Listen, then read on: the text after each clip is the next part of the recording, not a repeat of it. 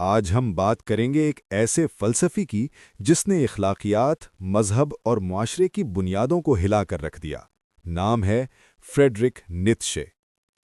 19ویں صدی کا یہ جرمن مفکر صرف فلسفہ نہیں لکھ رہا تھا، وہ انسان کو چیلنج کر رہا تھا۔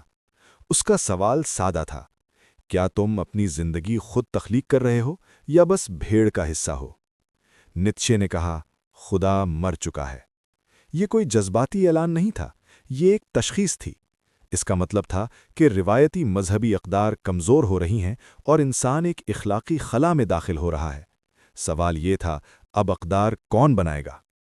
یہاں سے آتا ہے اس کا سب سے مشہور تصور، اوبرمینش، یعنی وہ انسان جو خود اپنی قدریں تخلیق کرے، جو معاشرے کے تیار شدہ اصولوں پر نہ چلے بلکہ اپنی طاقت، اپنی تخلیقی قوت اور اپنی بصیرت سے نیا معیار قائم کرے۔ نیتشے کے نزدیک زندگی کا بنیادی اصول تھا ول ٹو پاور، قوت کی خواہش۔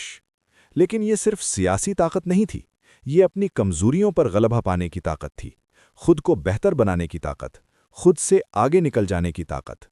اس نے اخلاقیات کو بھی دو حصوں میں تقسیم کیا: ماسٹر موریلٹی اور سلیو موریلٹی۔ ماسٹر موریلٹی طاقتور انسان کی اخلاقیات ہے جو خود معیار بناتا ہے۔ سلیو موریلٹی کمزور انسان کی اخلاقیات ہے جو طاقت کو برا اور کمزوری کو نیکی بنا دیتا ہے۔ اس کی کتابیں جیسے تھس اسپوک زرتھسترا اور بیانڈ گڈ اینڈ ایول صرف فلسفہ نہیں، ایک ذہنی بغاوت ہے۔ لیکن ایک بات واضح کر دیں، نیتشے کو بعد میں سیاسی نظریات نے غلط استعمال کیا۔ وہ کسی فاشسٹ ایجنڈے کا بانی نہیں تھا، اس کا فوکس فرد تھا، ریاست نہیں۔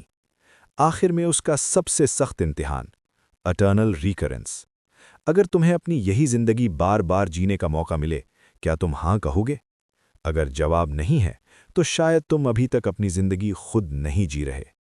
نیتشے آسان نہیں ہے، وہ تمہیں تسلی نہیں دیتا، وہ تمہیں بے نقاب کرتا ہے۔